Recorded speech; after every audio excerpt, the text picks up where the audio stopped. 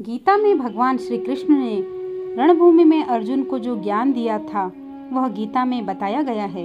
गीता में कुल 18 अध्याय हैं और उन सभी का अपना अलग अलग महत्व है। आइए जानते हैं गीता के पहला अध्याय का महत्व क्या है। दोस्तों, वीडियो को अंत तक पूरा जरूर सुनिए। अगर आप वीडियो पर नए हो तो प्लीज़ भक्ति जीवन चैनल को लाइक, शेयर और सब्सक्राइब करना ना भूलिए। श्री गीता उपनिषदों का सार है। महाभारत युद्ध के समय रणभूमि में भगवान श्री कृष्ण ने अर्जुन को जो ज्ञान दिया था वह गीता में बताया गया है। गीता में ऐसी बहुत सी बातें हैं जो मनुष्य को जीवन की कई कठिनाइयों को आसान बनाती है। इतना ही नहीं, गीता पढ़ने पर मनुष्य को बहुत सी नई जानकारियाँ भी मिलती हैं। साथ ही हर अध्याय के नियमित पाठ का अपना लाभ और महत्व है। भगवान शिव ने देवी पार्वती को गीता के पहले अध्याय के पाठ का महत्व जो बताया है वही यहाँ आपके लिए प्रस्तुत है। लेकिन गीता के पहले अध्याय के महत्व को जानने से पहले जान लीजिए श्रीमद् भागवत गीता के प्रथम अध्याय की खास बातें। गीता के पहले अध्याय का नाम अर्जुन विषाद योग है। इस अध्याय में कुरुक्षेत्र के मैदान में उपस्थित बंधुओं और संबंधियों को सामने देखकर अर्जुन के मन में उठे विवाद और मन स्थिति का वर्णन किया गया है। आइए जानते हैं गीता के प्रथम अध्याय का महत्व। एक समय पार्वती जी ने पूछा, हे महादेव जी, किस ज्ञान के बल पर संसार के सब लोग आपको शिव कहकर पूजते हैं? मृग छाला ओढ़े और अपने सभी अंगों में शमशान की विभूति लगाए, गले में सर्प और नरमुंडों की माला पहने हुए हो। इनमें तो कोई भी पवित्र नहीं, फिर आप किस ज्ञान से पवित्र माने जाते हैं? तब महादेव ने उत्तर दिया कि हे प्रिय, सुनो, मैं गीता ज्ञान को अपने हृदय में धारण करने से पवित्र माना जाता हूँ। इस ज्ञान से मुझे बाहर के कर्म नहीं व्यापते। तब पार्वती जी ने कहा कि हे भगवान, जिस गीता ज्ञान की आप ऐसी स्तुति करते हैं उसके श्रवण करने से कोई कृतार्थ भी हुआ है? महादेव ने उत्तर देते हुए कहा कि इस ज्ञान को सुनकर बहुत से जीव कृतार्थ हुए हैं और आगे भी होंगे। मैं तुम्हें एक पुरातन कथा सुनाता हूँ, तुम सुनो। एक समय पाताल लोक में शेषनाग की सैया पर श्री नारायण जी नैन मूंद कर आनंद में मग्न थे। उस वक्त भगवान के चरण दबाते हुए लक्ष्मी जी ने पूछा, हे प्रभु, निद्रा और आलस्य तो उन पुरुषों को व्यापता है जो जीव तामसी होते हैं, फिर आप तो तीनों गुणों से अतीत हो। आप तो वासुदेव हो। आप जो नेत्र मूंद रहे हो इससे मुझको बड़ा आश्चर्य है। नारायण जी ने उत्तर देते हुए कहा, हे लक्ष्मी, मुझको निद्रा आलस्य नहीं व्यापता। एक शब्द रूप तो भगवत गीता है, उसमें जो ज्ञान है उसके आकार रूप है। यह गीता शब्द रूप अवतार है।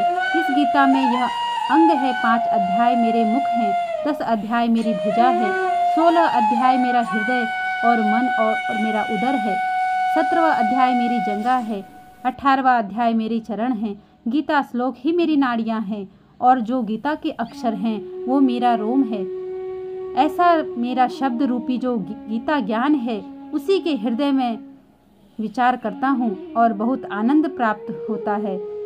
लक्ष्मी जी बोली, श्री नारायण जी, जब श्री गीता जी का इतना ज्ञान है तो उनको सुनकर कोई जीव कृतार्थ भी हुआ है, सो मुझसे कहो। तब श्री नारायण ने कहा, हे लक्ष्मी, गीता ज्ञान को सुनकर बहुत से जीव कृतार्थ हुए हैं, सो तुम श्रवण करो। व्यक्ति था जो चांडालों के कर्म करता था और तेल नमक का व्यापार करता था। उसने एक बकरी पाली। एक दिन वह बकरी चराने के लिए वन में गया और वृक्ष के पत्ते तोड़ने लगा। वहाँ उसे एक सर्प ने डस लिया जिससे वह तुरंत मर गया। मरने के बाद उसने बहुत ही से नरक भोगे और फिर उसका जन्म बैल के रूप में हुआ। उस बैल को एक भिक्षुक ने मोल की लिया। वह भिक्षुक उस पर चढ़कर सारे दिन मांगता फिरे।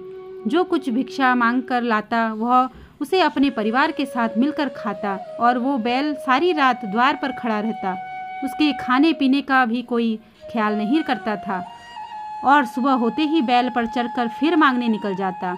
जब बहुत दिन हो गए तो वह बैल भूख से गिर गया, लेकिन उसके प्राण नहीं निकले। नगर के लोगों ने देखा और उस बैल को कोई तीर्थ पर फल दे तो कोई फल का फल दे। तब भी उस बैल के प्राण नहीं छूटे। एक दिन गणिका आई। उसने लोगों से पूछा, यह कैसी भीड़ है? तो उन्होंने कहा कि इसके प्राण नहीं निकलते, अनेक पुण्यों का फल दे रहे हैं तो भी इसकी मुक्ति नहीं होती। तब गणिका ने कहा कि मैंने जो कर्म किया है उसका फल मैंने इस बैल को दिया है। इतना कहते ही बैल की मुक्ति हो गई। तब बैल ने एक ब्राह्मण के घर जन्म लिया। पिता ने उसका नाम सुषमा रखा। उसके पिता ने उसे पढ़ा लिखाया। उसको अपने पिछले जन्म की सुध थी। उसने एक दिन मन में विचार किया, जिस गणिका ने मुझे बैल की योनि से छुटकारा था उसका दर्शन करूंगा। विप्र चलते चलते गणिका के घर गया और कहा, आप मुझे पहचानती हैं? गणिका ने कहा, मैं नहीं जानती, तुम कौन हो? तब उसने कहा कि मैं वही बैल हूँ जिसको आपने अपने पुण्य दिए थे। तब मैं बैल की योनि से छूटा था, अब मैं विप्र के घर जन्मा हूँ। आप अपना पुण्य बताएं। गणिका ने कहा कि मैंने अपने जाने पुण्य नहीं किया, परंतु मेरे घर एक तोता है, वह रोज सवेरे कुछ पढ़ता है, मैं उसका वाक्य सुनती हूँ, उस पुण्य का फल मैंने तुम्हें दे दिया। तब विप्र ने तोते से पूछा कि तू सवेरे क्या पढ़ता है? तोते ने कहा, मैं पिछले जन्म में विप्र का पुत्र था।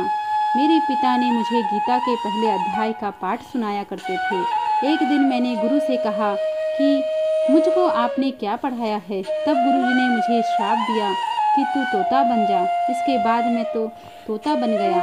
एक दिन बहेलिया मुझे पकड़ ले आया और एक विप्र ने मुझे मोल ले लिया। वह विप्र भी अपने पुत्र को गीता का पाठ सिखाता था। तब मैंने भी यह पाठ सीख लिया। उसी दिन विप्र के घर में चोर घुस गए। धन तो प्राप्त नहीं हुआ, लेकिन वह मेरा पिंजरा उठा ले आए। उनकी यह गणिका मित्र थी। वह मुझे उसके पास ले आए। सो मैं नित्य प्रातः गीता जी के पहले अध्याय का पाठ करता हूँ, जिसे यह गणिका सुनती है, पर इस गणिका को समझ में नहीं आती। जो मैं पढ़ता हूँ वही इस गणिका ने तेरे निर्मित दिया था। वह गीता जी के पहले अध्याय का फल था। तब विप्र ने कहा कि हे तोते, तू भी विप्र है, मेरे आशीर्वाद से तेरा कल्याण हो। सो हे लक्ष्मी। विप्र के इतना कहते ही वह तोता भी मुक्ति को प्राप्त हो गया। तब गणिका ने बुरे कर्म छोड़ भले कर्म ग्रहण किए और नित्य स्नान करके श्री गीता जी के प्रथम अध्याय का पाठ करना शुरू कर दिया, जिससे उसकी मुक्ति हो गई।